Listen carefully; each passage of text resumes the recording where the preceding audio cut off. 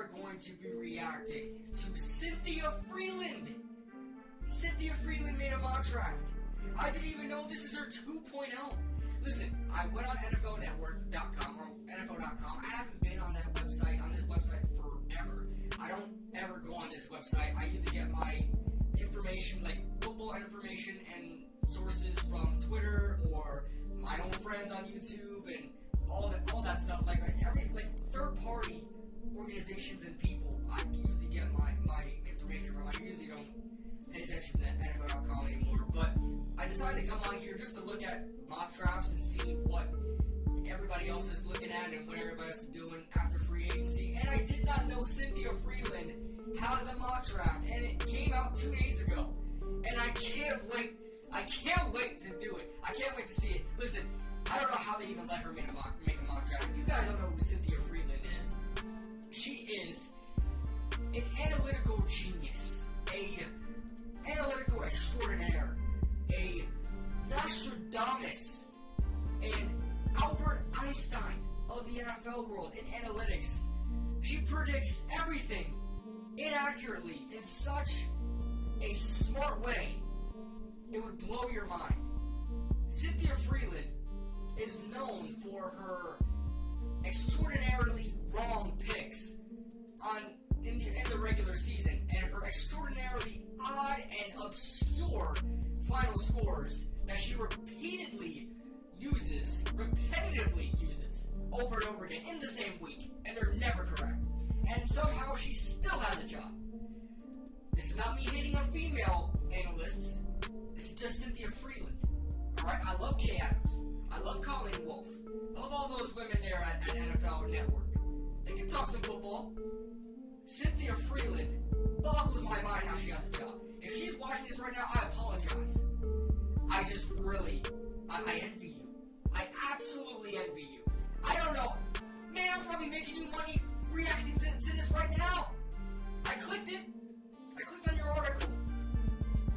And I'll be honest with you, this is a totally blind reaction. The only thing I looked at, I scrolled down a little bit. Obviously, number one, we all know what number one's happening. But I saw Rashawn Slater at number two, and I said, oh my God, I gotta react to this. I gotta react to this. I can't wait to see what Cynthia Frelund has in store. Nostradamus herself. She knows, all right? She has a formula. She has all those percentages. She has all those numerical values in her head, and she knows exactly what's going to happen in the draft because of her formula that she's yet to release to the NFL world. I can't wait. Let's do it. All right, so analytics-based... Okay, this is the freaking headline. Cynthia Frelund, 2021 NFL Mock Draft 2.0. Analytics-based picks to maximize wins. So these picks are going to maximize these teams' wins. These have the best chance of maximizing their wins. All right. Oh, I didn't even see this here. That said, but it has been even more. Okay. Don't care about that. That said, it seems like the right time to fire up my next mock draft with just under a month to go before the 2021 NFL draft. Now remember, my analytics-based mock draft is based solely on a contextual, data-driven model that aims to do one thing: maximize each team's potential to win as many games as possible in 2021, and only trades that will actually have occurred are included. So before you read any further, take note. I am not attempting to predict or divine what teams will actually do on draft day. For this particular file, that's an interesting word there, I thought of the article. The model considered current rosters, the market of remaining free agents, and 2021 draft prospects. For a full explanation on how I execute my mock draft, I can't wait to see that one. She actually explains it a little bit. We'll go over that too. Alright, so number one, we don't need no explanation there. If it was different, that would be insane. So number two, this is as far as I got. I said number two. Let's see what she has. Rashawn Slater! Listen, I love me some Rashawn Slater, but taking him over a quarterback, You're telling me Rashawn Slater is going to amount in more wins than another quarterback, than Zach Wilson, when you can get a tackle or guard or whatever the hell you want at offensive line in the second round? You're telling me you have a better shot with Sam Darnold and Rashawn Slater than Zach Wilson and freaking, I don't know, Liam Eichenberg. Alright. Okay. I can't wait to see your model, by the way. And even over Penny Sewell. I mean, I like Penny Sewell. Now I think people are starting to realize he isn't the best offensive tackle to ever live on the face of the earth like everybody thought he was. He's raw, and I still think he's the number one tackle. Although I think Rashawn Slater is more technical than Penny Sewell, I still think the higher ceiling is Penny Sewell. I mean, I know you just need a right tackle. You already have your left tackle, but why not just get the guy that has the best ceiling? Why not have two really good tackles? Or two generational type tackles? I don't know, man. That's weird. That's weird. We're going to move on.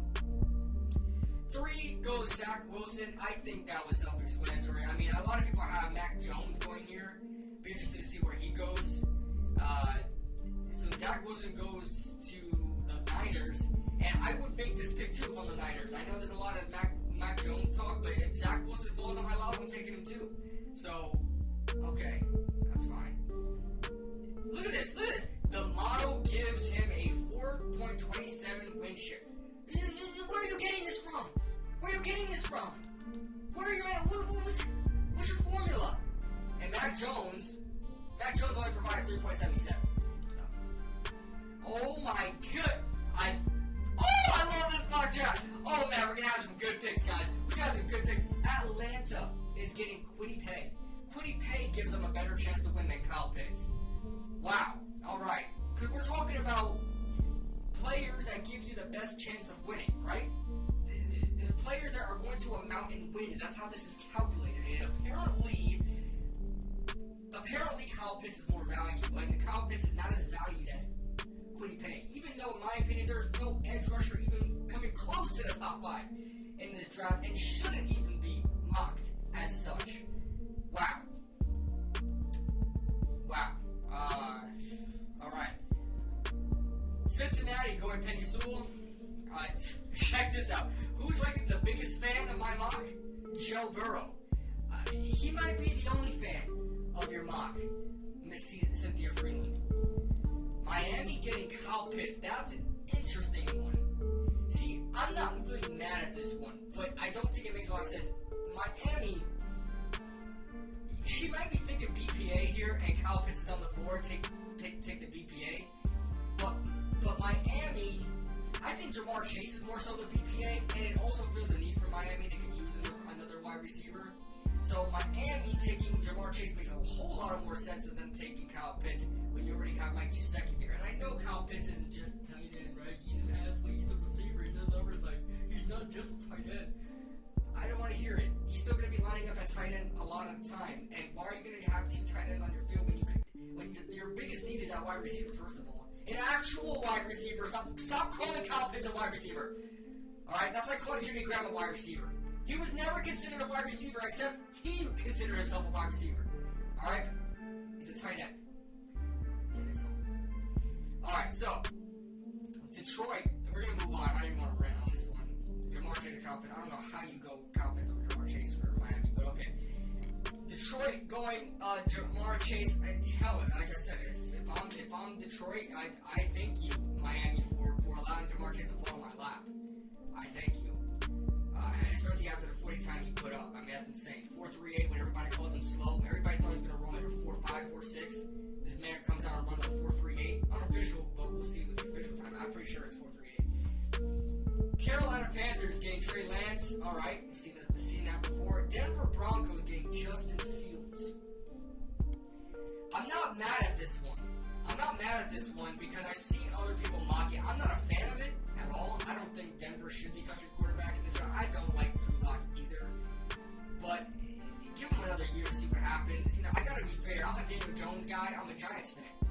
I'm giving Daniel Jones another shot. Although Drew Lock doesn't look to be as good as Daniel Jones, I'm still giving him a shot anyway, just to see what happens. I don't know if it's the right move here. You could get Justin Fields. I don't think I would be upset about it. I'm just not a fan of the pick. I would also love to see what Vic Fangio would do with the Zaven Collins. Oh, it's some kind of trade down range. Okay, I'm about to say. Oh, you're crazy. So she's just talking about a lot of trade downs. I can see them trading down. Surtain going. Oh my. That caught my eye immediately. I tried to focus only on Dallas Cowboys, and that caught my eye immediately. I'm sorry. We don't even need to talk about the Dallas Cowboys getting Surtain. I think everybody's done that at one point. New York Giants getting Greg Rousseau. Oh, my heart. My heart. Yeah, but Devontae Smith still on the board. You're going to let the Philadelphia Eagles get Devontae Smith. Oh, my goodness.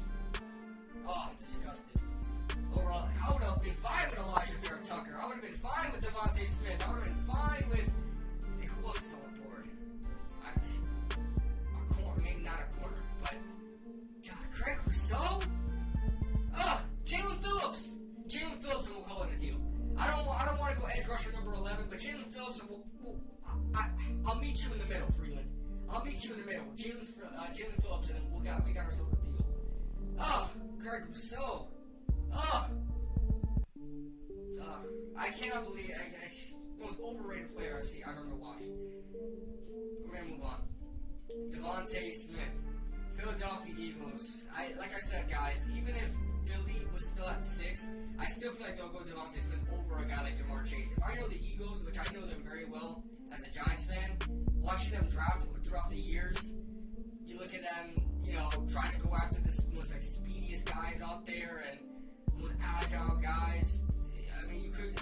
That probably would be killing. I don't know. Devontae Smith just seems too like Deshaun Jackson-esque, or what they wanted in Justin Jefferson, right? After them missing on Justin Jefferson and getting Jalen Reagor. The fact that they have to go wide receiver again, after getting a first-round receiver last year, tells them that they really messed up in that draft. All right, and that's a draft where they had multiple wide receivers taken. They took like 3 or 4 in that draft, and they still need another wide receiver. Oh man, and this is not the only draft. Last year was not the only draft where they got multiple wide receivers in the draft, and they're not on that team anymore. Los Angeles getting Christian Darrisaw. I thought they already got tackles. I mean, this would have been fine a couple weeks ago, but I think they got like Bulaga, and they got somebody else in there as well. Correct me if I'm wrong. I don't know, but okay. Second happiest person to read my mock, Justin Herbert. Like I said, probably the second happiest person to read your mock at all. Alright? Minnesota Vikings go Elijah Vera Tucker. Okay. Jalen Waddle goes off the board in New England. Hold on. Certain. Where the hell is Caleb Farley? Hold on. We're past the 16th pick here, and J.C. Horn comes off the board. When nobody's mocking Arizona getting J.C. Horn anymore, that was a popular thing. Even I did it, but they got Malcolm Butler in there with Byron Murphy. Why do you need another corner? I don't know. But even so, why don't you get Caleb Farley? That don't make any sense. That just don't make no sense. What is this mock draft? Where's Caleb Farley? I want to know what Caleb Farley goes. Where the hell's Mac Jones? Where's Mac Jones? Where's Caleb Farley? Micah Parsons come off the board. Okay, see, I don't mind this because I personally don't think Micah Parsons is going to fall too far. A lot of people think that because of off the field issues and locker room issues that he's going to fall. And if anybody's going to pick him up, it's going to be the Raiders. John Gruden just don't care. He don't care about positional value. He don't care about draft value. He don't care about off the field issues. He don't care about none of that. Gruden gets whoever the hell Gruden wants. So, he's a Gruden grinder. Miami getting Jalen Phillips. See, I would have loved Jalen Phillips at 11. And they get him a slam dunk pick here at 18. Could have been a couple of other teams. New England could have got him up. Minnesota could have got him as well. Alright. So, Tevin Jenkins goes to the Washington football team. Oh my goodness! Another corner comes off the board that's not Caleb Farley. Wow! Sorry guys, I'm trying to go in order here, but these picks are catching my attention. Washington football team, Tevin Jenkins, tackle. See, when it comes to the lower round picks, the lower first round picks, Tevin Jenkins, Sam Cosmi, who was the other one? Jalen Mayfield. It's really to each its own there. whoever you really prioritize there. So I'm not mad at that. They need a tackle as well. I would probably go more receiver. Rashad Bateman, maybe. He's still on the board. I'd probably go receiver. But you can go tackle here. I'm not mad at it. Chicago getting Greg Newsome. I know they have to replace corner. I'd probably go wide receiver here. They have like no wide receivers on the roster. It's like blank. It's empty canvas. Allen Robinson doesn't even want to play there anymore. He got franchise tag. I mean, he has no plan of playing in Chicago. So they can't even get their franchise tag wide receiver to play. They need a wide receiver.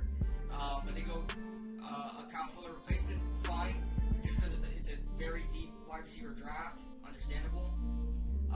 Indianapolis Colts and Azeez Ojulari. Right around where I think he could go. I actually think he's going to be rising up the draft boards a little bit just because of the need of edge players in this draft. There's a high need, high demand, not a really good supply, and I feel like somebody's going to reach for an edge rusher. It might be Azeez Ojulari. Definitely not Quiddy Pay at Ford at Atlanta, I'll tell you that much, but Azeez Ojulari may go a little higher than this. Tennessee Titans, Rashad Bateman. I can see that. They got Josh Reynolds, who I wanted for the Giants, but we didn't get him. That's if we didn't get Kenny Golladay, but I'm fine Kenny Golladay, trust me. I like that pick. I don't mind it. Caleb Farley came off the board to the Jets. Wow, 23. If I'm the Jets, I'm giving myself a huge pat on my back that we made a slam dunk pick like this. How the hell does he even fall this far? Chicago should have been one to grab him up. Maybe Indy. Tennessee already replaced their corners, but they could still draw another one. I mean, they got sloppy saying like Janoris Jenkins and somebody else went there. Janoris Jenkins went there. Somebody else. I wouldn't be opposed to getting a corner. Who else could have got him? The Raiders could have got him. If Arizona still wanted a corner, they could have got him. New England. I don't know what's going on with J.C. Jackson. Wow, that's crazy. Wow. And I think Casey Hayward is not playing with the Chargers anymore. Correct me if I'm wrong. He could have went to the Chargers. Okay. Alright, so next three picks. Jalen Mayfield, okay. Jeremiah Owusu-Koramoah. I usually have him going to the Raiders, but since they got Parsons, it kind of knocks him down a bit. I can see him going to Jacksonville. Cleveland, Jamin Davis. He's really rising up draft boards now. Sometimes I wouldn't even see this guy being drafted in the high second. Now he's in the first round. Gotta do some film on him. Baltimore Ravens getting Terrace Marshall. I mean, who doesn't have this pick? Who doesn't? Okay, I like this pick. With New Orleans getting Kadarius Toney, they could use another wide receiver, and I always compare Kadarius Toney's running style, like how he reacts with the ball, his play style with the ball in his hands is that of Alvin Kamara. So having Alvin Kamara and Kadarius Toney there would be absolutely killer. And I noticed Mac Jones is still on the board. Still available, Mac Jones. Freaking blasphemy. Rondale Moore gets some love. He creeps back into the first round as he was kicked out for a little bit. He creeps back in the first round. The last picks are Buffalo, Kansas City, Tampa. Unless Tampa wants to groom up their quarterback, Mac Jones is going in the second round? Are you insane?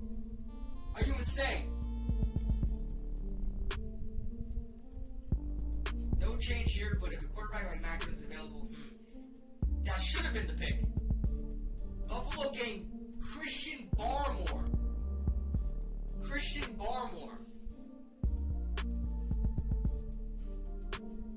Wow. Over a guy like Pat Freiermuth, who they could use, right? Over a guy like Pat Freiermuth, Christian Barmore. I'm trying to think about that defense right now. They still have that Kyle Phillips replacement, Harrison Phillips, and Ed Oliver, who they drafted a couple of years ago in the first round. And I don't know what they have. I don't know what their depth is like. I don't know if Harrison Phillips is starting. But either way, why do you need to get another defensive tackle here? Why don't you go edge, lineman, maybe another weapon on offense, running back? They can't run the ball. Najee Harris? No. Travis Etienne even? No. Javonte Williams? No. Christian Barmore. I like Christian Barmore. Don't get me wrong, but he definitely should not go to Buffalo Bill. Why do you need another defensive tackle? What do you need another one for? Kansas City getting Sam Cosmi. Alright. Tampa Bay going Jason Oweh. So, confirmed now. Mac Jones does not go in the first round of this mock draft. Jason Oweh comes on the board. See, Jason Oweh is a very athletic prospect, very raw guy. He gets pushed around way too much for my liking. I mean, he gets bullied a lot. He's very fast off the edge, very quick and instinctive, but he's just not that strong for an edge rusher at the NFL level. And I think he can get groomed up in Tampa with JPP and Shaq Barrett there, so we wouldn't have to be right off the bat playing. That's if JPP doesn't get hurt or Shaq doesn't get hurt. He has time to learn for a little bit. It's the last pick in the first round, pretty much a second round pick, so you're not expecting this guy to go out and bowl out immediately. So I don't mind the pick, but I don't know how I feel about it.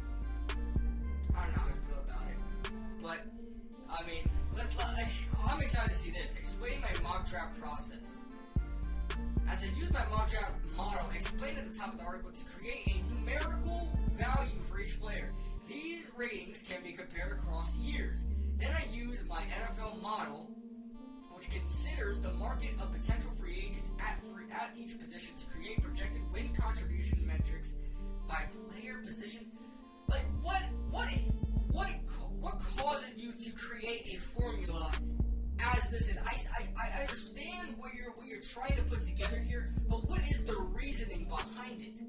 Like, you can just say anything. Like the whole, like, for example, like gematria, right? If anybody knows what gematria is, it's like this ancient language using numbers and translates to words, and you can bring a whole bunch of different pieces of evidence, or